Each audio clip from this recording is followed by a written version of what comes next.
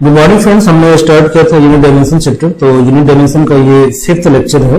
Okay, सो इस lecture में हम कवर करेंगे डायमेंशन का एप्लीकेशन, जो लास्ट एप्लीकेशन है कि किस तरह से डायमेंशन के द्वारा हम फॉर्मूला को डिराइव कर सकते हैं।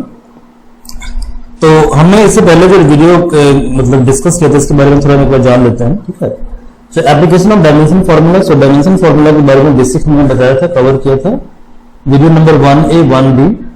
And application of dimension formula, इसमें 3 चीजें थी। ठीक है, तो पहला था आपका होमोजेनिटी प्रिंसिपल, इसको हमने कवर किया था वीडियो नंबर 1 से। कन्वर्जन ऑफ रिजल्ट, इसको हमने कवर किया था video number 1B।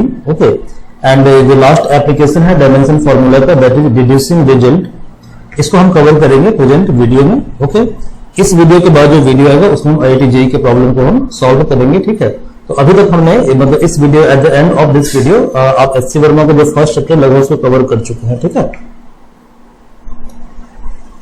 So steps to derive formula using dimension formula. So first of all पहला स्टेप ये है कि फाइंड द क्वांटिटी, जिसको हमने डिपेंडेंस वेरिएबल मान लिया कुछ देर के लिए। ठीक है, on which particular physical quantity depends, जिसके ऊपर पर्टिकुलर फिजिकल क्वांटिटी डिपेंड करता है। ठीक है, तो मान लीजिए कोई टर्म x है। ठीक है, x है, जिसका फॉर्मूला को डिराइव करना है। ठीक है, और x जो है वो डिपेंड करता है y और z पे, यानी x is function of y and z।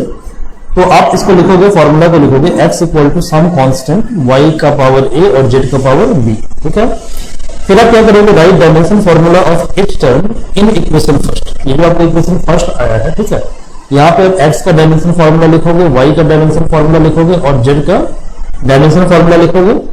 Compare the dimensions of both side. ठीक है, तो आप क्या करोगे, डायमेंशन को कंपेयर करोगे दोनों साइड में, मतलब LHS RHS। ठीक है, फिर आप क्या करोगे, तो डायमेंशन को कंपेयर करोगे तो कुछ इक्वेशन आपके पास आएगा। ठीक है, सो उन इक्वेशंस को आप सॉल्व करोगे और इससे आपको a और b का वैल्यू मतलब मिल जाएगा। ठीक है, फिर आप क्या करोगे, इस वैल्यू को पुट करोगे इक्वेशन फर्स्ट में अगेन। ठीक है, और इस तरह से जो है आप डायमेंशन फॉर्मूला का रिजल्ट फाइंड आउट कर लोगे। ठीक है, तो यहाँ पे क्वेश्चन दिया हुआ है, जैसे मान लीजिए सिंपल पेंडुलम। ठीक है, ये आपने क्लास 9 में पढ़ा होगा वेव चैप्टर में। तो ये सिंपल पेंडुलम है। ठीक है, अब ये सिंपल पेंडुलम है। ठीक है, ये क्या करता है, ये दो एक्सट्रीम पॉइंट के बीच में ऑसिलेट करता है। ठीक है, इनके बीच में ऑसिलेट करता है। ठीक है, तो सिंपल पेंडुलम का जो टाइम पीरियड है, ठीक है, वो डिपेंड करता है। ठीक है, हम यहां पे सॉल्व करेंगे simple pendulum problem. Simple pendulum problem,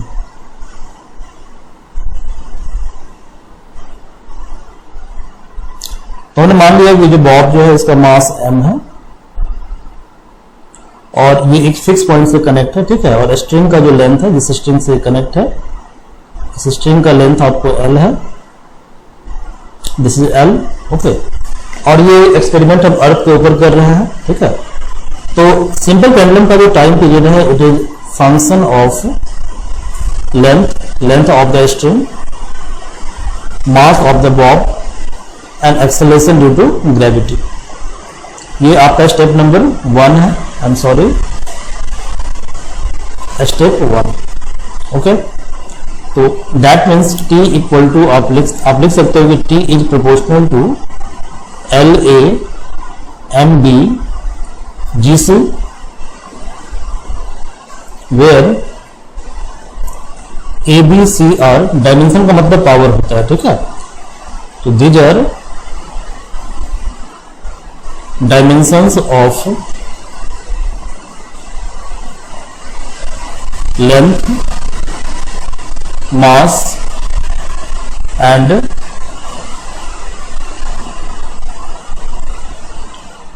acceleration due to gravity.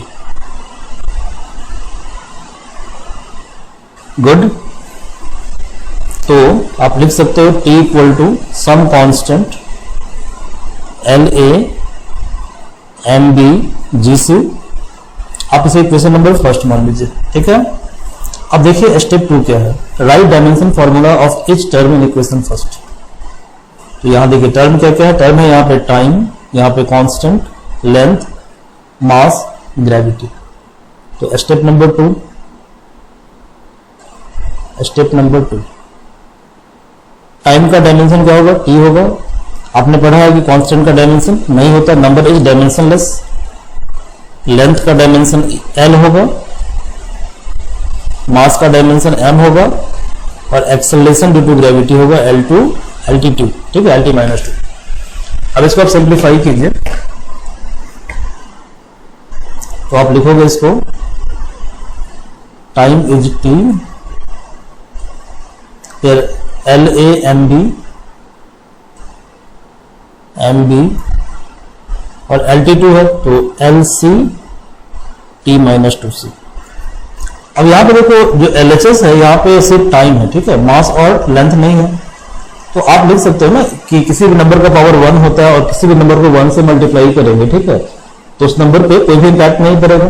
तो आप लिख सकते हो M0 L0, क्योंकि 1 1 क्या होता है 1 ही होगा, इंटू टी का पावर 1 इक्वल टू L। अब देखो यहाँ पे L का पावर A है और L का पावर C है, तो LA plus C। Okay, M कितना है आपका B है और T है आपका -2C, ठीक है, -2C। अब हम क्या करते हैं, कंपेयर करते हैं डायमेंशंस को, ठीक है। सो आपका थर्ड स्टेप था compare the dimensions of both side, ठीक है।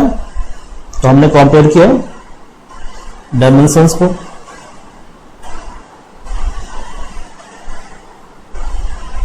सो कंपैरिजन ऑफ डायमेंशंस।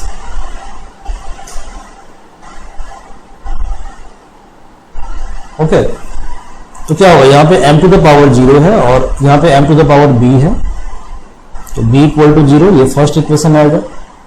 यहाँ l टू द पावर 0 है, यहाँ l to the power a plus c है, तो 0 इक्वल टू क्या आएगा a प्लस c आएगा, और यहाँ t आपका 1 है और t आपका -2c है, तो -2c इक्वल टू 1 आएगा।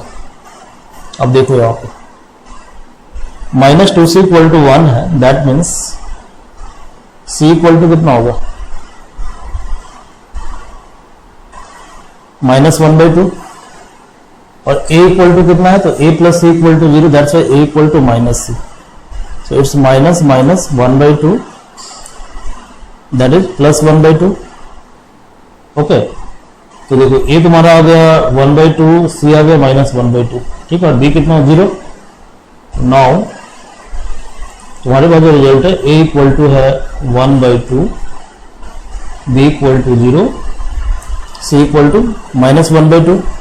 अब स्टेप 4 क्या था, तो स्टेप 4 में क्या करना था कि आपके पास जो ABC की वैल्यू आई है, ठीक है, इस वैल्यू को आपको पुट करना है, किसमें, इस वैल्यू को पुट करना है आपको फर्स्ट इक्वेशन में, ये है ना आपका step 4। By solving equation find a and b, okay, and finally put values of a and b in equation first। ये स्टेप 5 है, सॉरी। तो देखो स्टेप 4 है आपका a equal to 1/2, b equal to 0 and c equal to -1/2। Now step 5, तो क्या formula आपका t equal to k, ठीक है, t equal to k LA MB GC,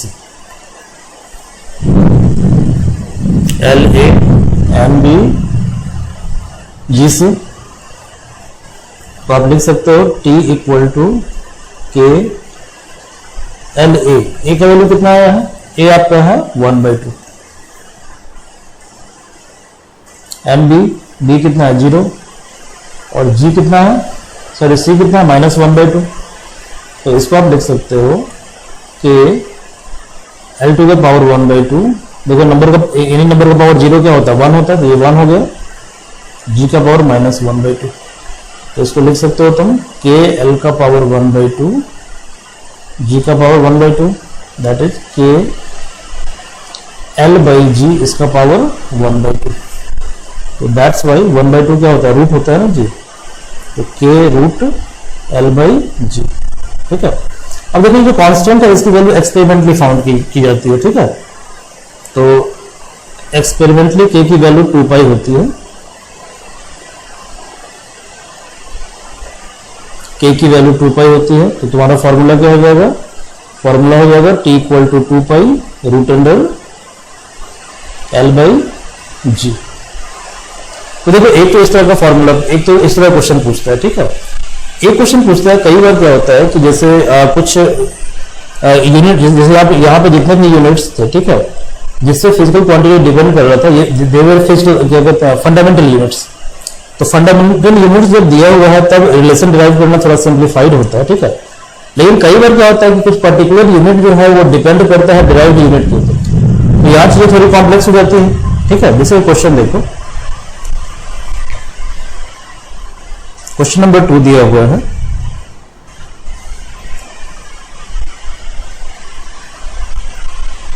if velocity, time and force were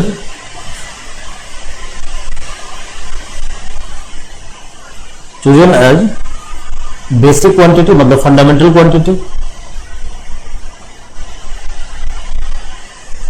basic fundamental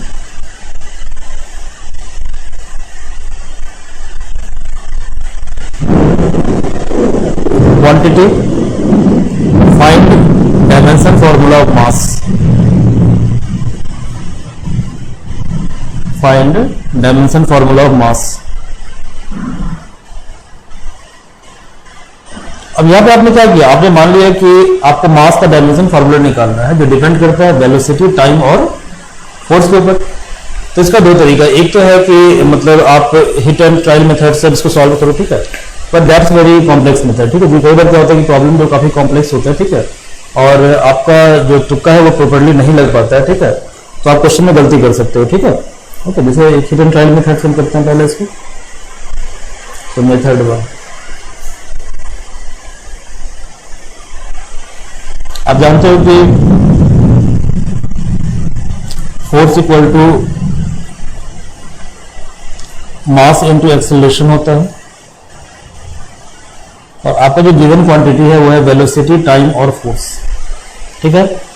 तो आप इसको लिख सकते हो मास, और चूंकि एक्सेलरेशन आपका फंडामेंटल क्वांटिटी नहीं है, ठीक है, तो एक्सेलरेशन को हम वेलोसिटी के टर्म में लिख सकते हैं। तो वेलोसिटी बाय टाइम क्या होता है, एक्सेलरेशन होता है, ठीक है। वेलोसिटी बाय टाइम आपका एक्सेलरेशन है। ओके, अब हम एक काम करते हैं, हम यहाँ पे वेलोसिटी को v से रिप्रेजेंट करते हैं, टाइम को t से रिप्रेजेंट करते हैं, और फोर्स को f से रिप्रेजेंट करता है, ठीक है जी। तो आप इसको लिख सकते हो m v बाई टी, और आपको फाइंड आउट करना है मास m। तो therefore mass m equal to force क्या आता है f, तो F T by V, that is F T V minus 1। ये क्लियर है। तो देखिए ये हिट एंड ट्रायल मेथड है, लेकिन ये मेथड हर जगह काम नहीं करता है, ठीक है। तो हम ऐसा मेथड समझते हैं, ठीक है, जो यूनिवर्सल हो, ठीक है, मतलब प्रॉब्लम का नेचर कितना भी कॉम्प्लेक्स हो, ठीक है, और वो मेथड काम करे, ठीक है। तो हम क्या करेंगे, मेथड 2,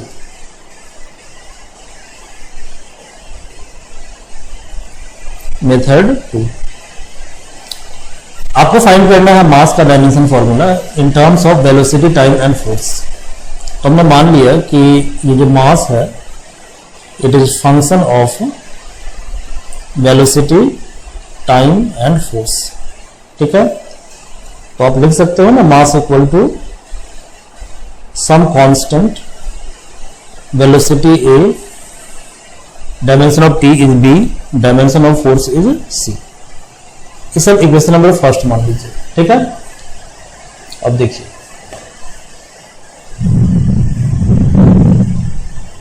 सेकंड स्टेप क्या था, आपको डायमेंशन फॉर्मूला निकालना था। तो डायमेंशनली मास m है आपका, और हम जानते हैं कांस्टेंट का डायमेंशन नहीं होता है, ठीक है। और यहां पे है va tb fc। तो वेलोसिटी का डायमेंशन फॉर्मूला lt माइनस 1 होता है, टाइम का t होता है, और फोर्स का होता है mlt माइनस 2, ठीक है। इसको सिंप्लीफाई कीजिए, कितना होगा ये, L A T minus A T B M C L C T minus 2c। तो ये हो जाएगा आपका M C L A plus C, और टी हो जाएगा आपका minus A plus B minus 2c। ठीक है, अब यहां पे देखिए आप, जो आपका LHS है वहां पे है m to the power 1, l to the power 0, t to the power 0। ठीक है, तो c कितना होगा आपका, तो c इक्वल टू हो जाएगा आपका 1, a प्लस c कितना है 0 है, तो a कितना हो जाएगा माइनस c, दैट इज -1, और minus a plus b minus 2c, ये है आपका 0। ठीक है, तो a कितना है, a आपका -1, तो a आपका -1, तो यानी ये कितना हो जाएगा, ये +1 हो जाएगा। b कितना है, तो b तो आपको फाइंड आउट करना है, और c कितना है, c आपका 1, तो ये जगह -2 इक्वल टू है 0, तो 1 - 2 that is -1, so b -1 is 0, therefore b equal to 0। तो अल्टीमेटली रिजल्ट क्या है आपके पास, आपके पास रिजल्ट आया a equal to -1, b equal to 0 and c equal to 1। Therefore mass m equal to क्या दिया हुआ है यहाँ पे दिया है VATBFC, तो V -1 TB, तो T है आपका 0, नहीं यहाँ कुछ गड़बड़ हो गया। ठीक है,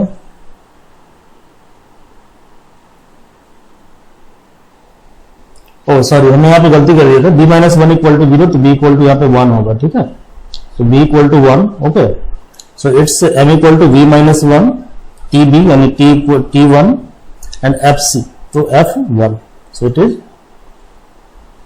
ft v minus 1। तो देखो सेम फार्मूला आ गया। तो ये जो मेथड है ये यूनिवर्सल मेथड है। ठीक है, आप इसी मेथड को अप्लाई करेंगे। ओके, चलिए कुछ और क्वेश्चन हम देखते हैं। क्वेश्चन नंबर 3 देखिए।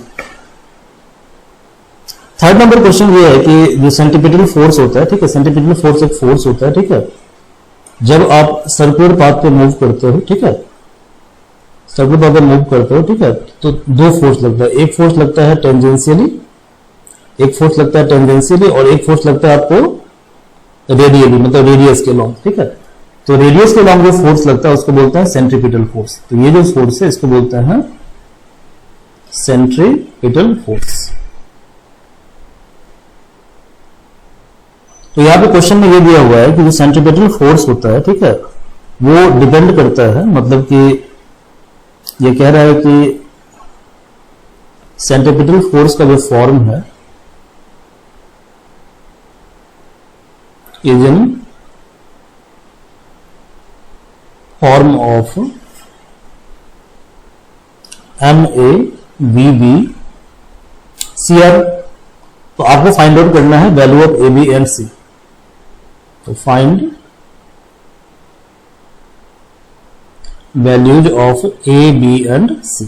गुड। तो देखो यहां पे क्या दिया हुआ है, यहां पे दिया हुआ है फोर्स इक्वल टू, या force is proportional to MAVB RC।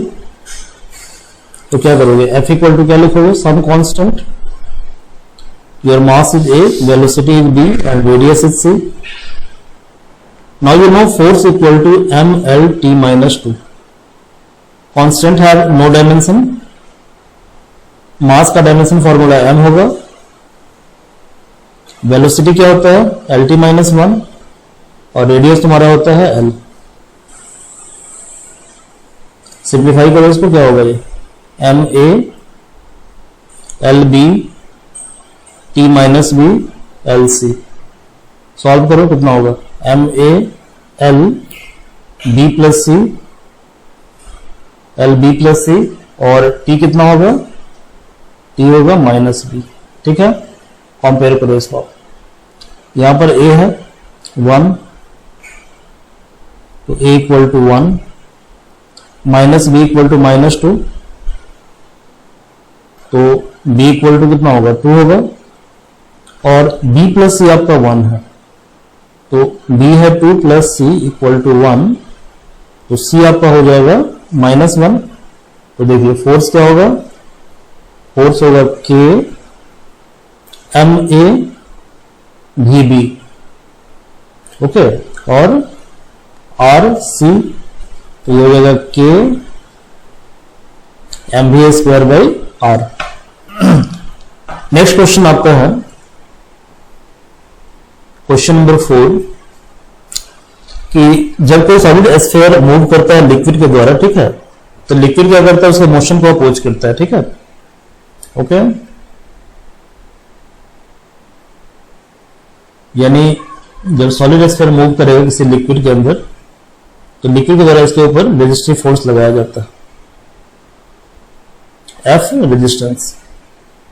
तो ये कहता है क्या कि लिक्विड के द्वारा जो रेजिस्टिव फोर्स लगाया जाता है वो प्रोपोर्शनल है, डिपेंड करता है, ठीक है, कोफिशिएंट ऑफ विस्कोसिटी के ऊपर, वो डिपेंड करता है आपको रेडियस r के ऊपर, और वो डिपेंड करता है स्पीड ऑफ द स्फीयर के ऊपर। इन 3 फैक्टर्स पे ये डिपेंड करता है, ठीक है। तो आपको क्या करना है, आपको ये पता करना है कि इसका डायमेंशन फॉर्मूला क्या होगा, ठीक है, सॉरी इसका ये फॉर्मूला क्या है। तो आप क्या करोगे, यहां पे F resistance equal to some constant eta A RB BC, फिर आप क्या करोगे, बोथ साइड डायमेंशन फॉर्मूला लिखोगे। तो फोर्स का डायमेंशन होता है MLT-2, जो कांस्टेंट है वो डायमेंशनलेस होता है।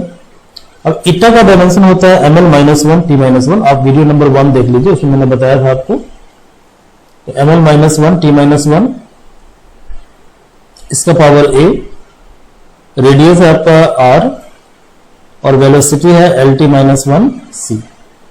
सिंप्लीफाई कीजिए, कितना होगा ये होगा MA L-A T-A LB LC और T-C।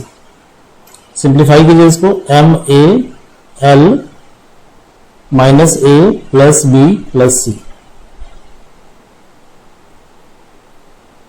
T -A -C, okay. तो यहां पे A कितना होगा, 1, ये है आपका 1, -A plus B plus C equal to है आपका 1, और -A -C इक्वल टू है -2। अब पहले इसको हम सॉल्व कर लेते हैं, ठीक है। तो -A plus C equal to कितना होगा, -2, माइनस माइनस कैंसिल आउट हो जाएगा, और चूंकि A की वैल्यू 1 है तो 1 प्लस C इक्वल टू होगा 2, इसलिए C कितना होगा, C होगा आपका 1। तो देखो A 1 है C 1 है, ठीक है। अब देखो -A मतलब -1, ठीक है, प्लस B प्लस C आपका 1 है इक्वल टू 1, 1 1 कैंसिल आउट हो जाएगा, मतलब 1 - 1 0 होगा। तो B इक्वल टू कितना होगा, 1। तो आपने A का वैल्यू 1 फाइंड किया, ठीक है। तो therefore A equal to 1, B equal to 1 and C equal to 1।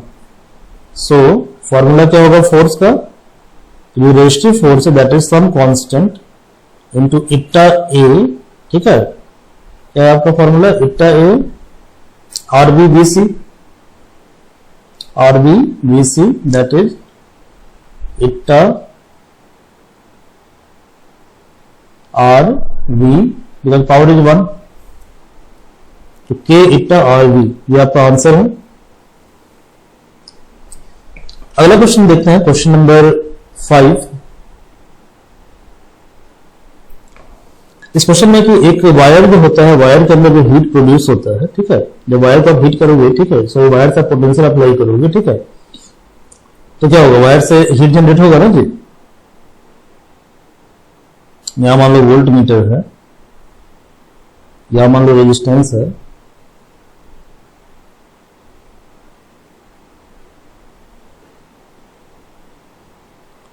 Okay, और यहां पे कोई वायर है, ये वायर है, ठीक है जी। तो देखो क्वेश्चन क्या है, क्वेश्चन ये है कि वायर के अंदर जो हीट प्रोड्यूस होता है, ठीक है, वो डिपेंड करता है करंट के ऊपर। तो करंट का पावर A होगा, वो डिपेंड करता है रेजिस्टेंस के ऊपर, तो इसका पावर B होगा, ठीक है, ये मान लो रेजिस्टेंस है, ठीक है, और ये तुम्हारा करंट है, और ये डिपेंड करता है टाइम के ऊपर, जो टाइम का पावर सी होगा, तो आप क्या लिखोगे, H equal to some constant I A R B T C, ये आपका फर्स्ट इक्वेशन है। अब जानते हो कि हीट क्या है, एनर्जी है, ठीक है, तो हीट का डायमेंशन फॉर्मूला क्या होगा, ml2 T-2, के कांस्टेंट है, नो डायमेंशन, आई क्या है, फंडामेंटल यूनिट है, तो आई का डायमेंशन आई होगा, और रेजिस्टेंस, तो रेजिस्टेंस का डायमेंशन फॉर्मूला होगा ml2, ठीक है, T-3 I-2, हमने इसको फाइंड आउट किया था, ठीक है, फर्स्ट और सेकेंड वीडियो में, so kindly see first and second video, it's T-3 B, और टाइम फंडामेंटल यूनिट है, इसलिए क्या होगा, टीसी होगा, ठीक है। अब इसको सिंप्लीफाई करोगे तो ये आ जाएगा एम बी, ठीक है, L two B T -3b plus C, और ये जो आई है ये आ जाएगा a -3b, कंपेयर करो, तो therefore b equal to होगा आपका 1, 2b इक्वल टू 2, तो फिर b इक्वल टू 1 आ जाएगा, -3b प्लस सी, ये आपका होगा -2, और a -3b ये आपका है 0। इसको सॉल्व कीजिए, तो सॉल्व करने पे a की वैल्यू आ जाएगी 2, b की वैल्यू है 1, ठीक है, c की वैल्यू है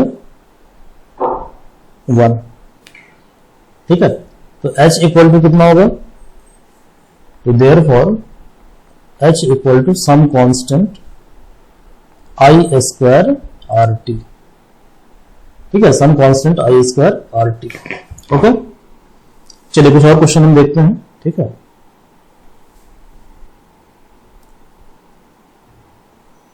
तो क्वेश्चन नंबर 14 एससी वर्मा में दिया हुआ है, ठीक है, क्वेश्चन नंबर 14 एससी वर्मा का, यानी 5 नंबर क्वेश्चन कहता है कि kinetic energy of rotating body, ठीक है, जो रोटेटिंग बॉडी होता है, वो रोटेटिंग बॉडी है,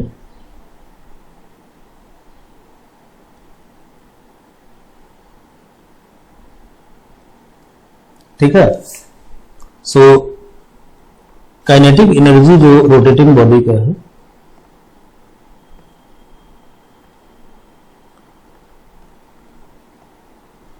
रोटेटिंग बॉडी, ये डिपेंड करता है,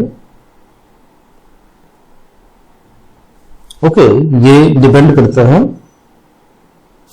मोमेंट ऑफ इनर्शिया के ऊपर और एंगुलर स्पीड के ऊपर। तो आप इसको लिख सकते हो ना कि kinetic energy equal to some constant I का पावर ए ओमेगा का पावर बी। आप जानते हो डायमेंशनली काइनेटिक एनर्जी कितना होता है, ml2T-2, कांस्टेंट्स आर डायमेंशनलेस, और वीडियो 1-2 जाकर आप देखिए, वहां हमने बताया था मोमेंट ऑफ इनर्शिया का डायमेंशन फॉर्मूला होता है ml2, और एंगुलर स्पीड का होता है T-1। इसको सिंप्लीफाई कीजिए, ये कितना हो जाएगा, ये होगा ma L2a T -b, compare कीजिए, a कितना होगा 1, तो a आपका हो गया 1, 2a कितना होगा 2, तो फिर a कितना होगा 1, और माइनस b कितना है -2, तो b क्या होगा, b होगा 2। ओके, तो इसलिए काइनेटिक एनर्जी बराबर हो जाएगा k I omega square,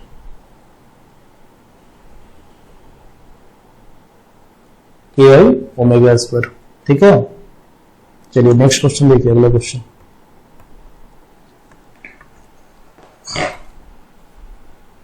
question number 6 कहता है कि थ्योरी ऑफ रिलेटिविटी के अकॉर्डिंग, ठीक है, मास को हम कन्वर्ट कर सकते हैं एनर्जी में, ठीक है। तो according to theory of relativity,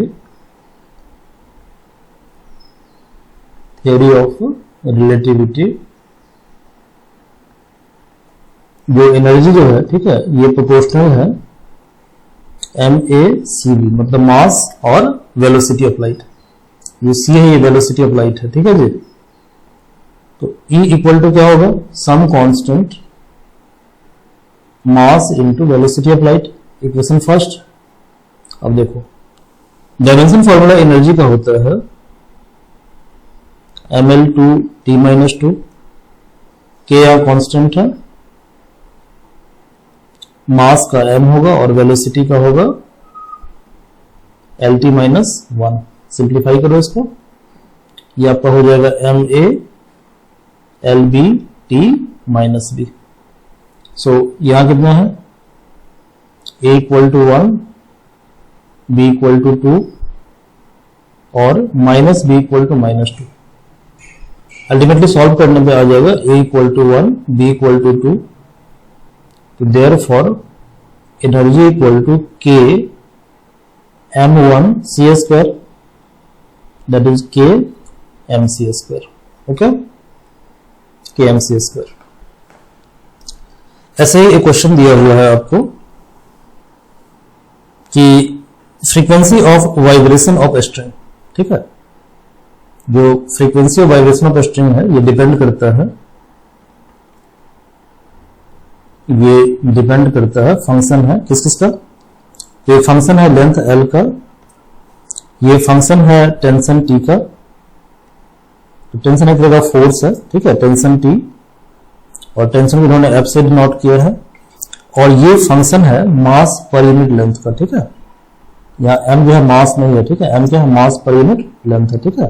देखो ऐसे वाइब्रेशन करता है, ठीक है, इस तरह से वाइब्रेशनल मोशन होता है, ठीक है, इस तरह से वाइब्रेशन होता है, ठीक है। चलिए, तो ये जो पॉइंट होता है ना, इसको नोड बोलते हैं, this points are called node.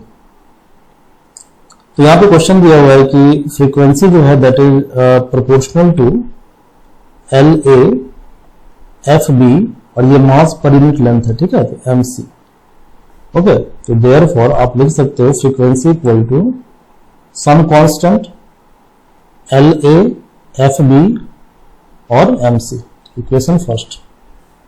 तो डायमेंशनली ये जो है आपका फ्रीक्वेंसी क्या होगा, T-1।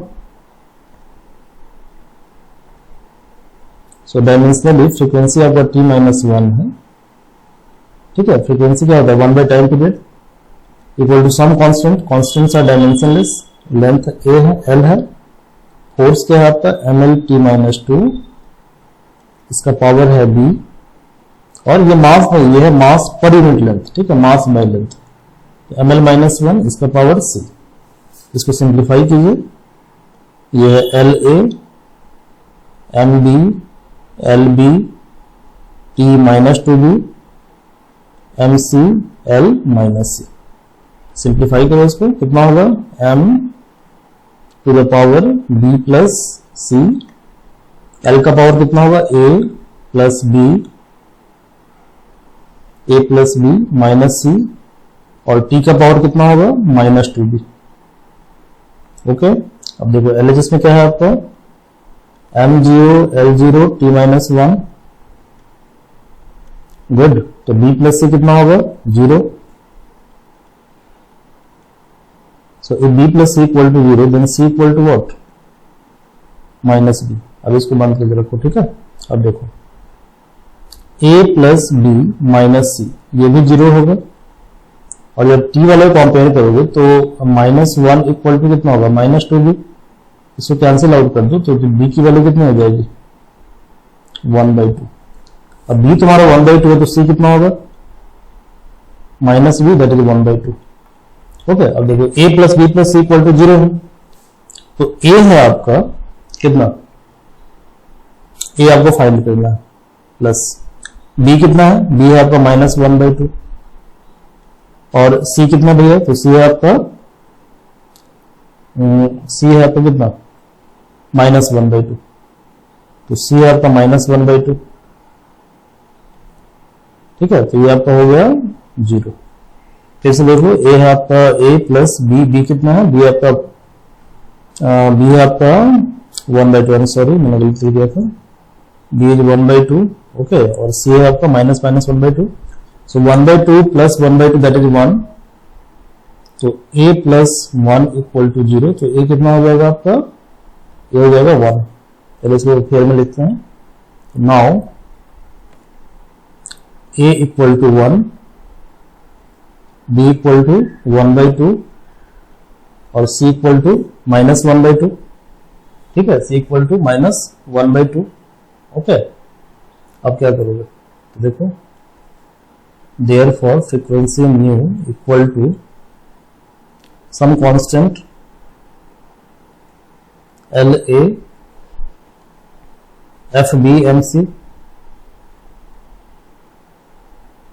so it is some constant L1 F1/2 और M minus 1/2, so it is KL, okay, KL,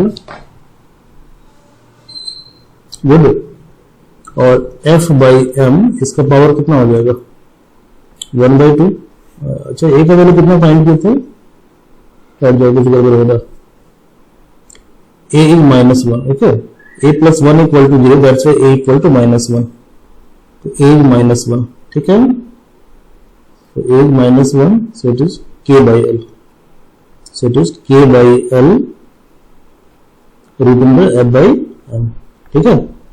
तो ऐसे में फर्स्ट चैप्टर कंप्लीट हो गया, ठीक है, chapter has been completed and thank you for your participation, okay. So next video में start करेंगे नया chapter vector, class is over now.